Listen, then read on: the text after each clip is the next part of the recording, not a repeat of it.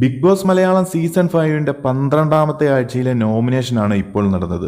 ആരൊക്കെയാണ് നോമിനേഷനിൽ വന്നിരിക്കുന്നത് എന്നൊന്ന് നോക്കാം. ആദ്യമായി തന്നെ ഷിജു, റെനീഷ, ജുനൈസ് എന്നിവരെയാണ് നോമിനേറ്റ് ചെയ്തിരിക്കുന്നത്. ശോഭ, ഷിജു, റെനീഷ എന്നിവരെയും, റെനീഷ ശോഭയെയും നാദ്രയെയുമാണ് നോമിനേറ്റ് ചെയ്തിരിക്കുന്നത്. റിനോഷ് ശോഭയെയും വിഷ്ണുവിനെയും, അഖിൽ നാദ്രയെയും ജുനൈസിനെയുമാണ് നോമിനേറ്റ് ചെയ്തിരിക്കുന്നത്. അനിയൻ മിഥുൻ ശോഭയെയും വിഷ്ണുവിനെയും, നാദിറ റെനീഷയെയും ജുനൈസിനെയും, വിഷ്ണു ശോഭയെയും നാദ്രയുമാണ് നോമിനേറ്റ് ചെയ്തിരിക്കുന്നത്.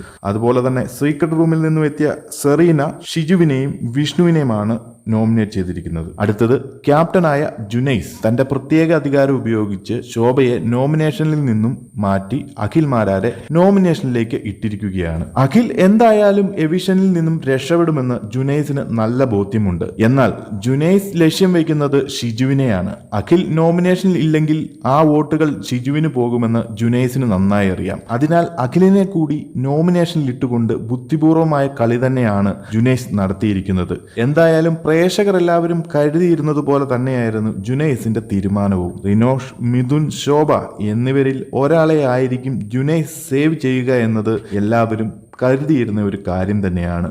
റിനോഷും മിഥുനും ഓൾറെഡി സേഫ് ആയതിനാൽ ശോഭയെ സേഫ് ആക്കുകയും ചെയ്തു.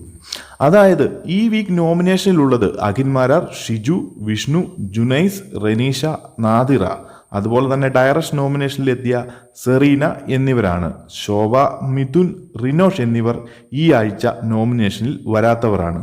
അപ്പോൾ കൂടുതൽ ബിഗ് ബോസ് മലയാളം സീസൺ 5ന്റെ അപ്ഡേറ്റുകൾക്കായി മറക്കാതെ ചാനൽ സബ്സ്ക്രൈബ് ചെയ്ത് സപ്പോർട്ട് ചെയ്യുക.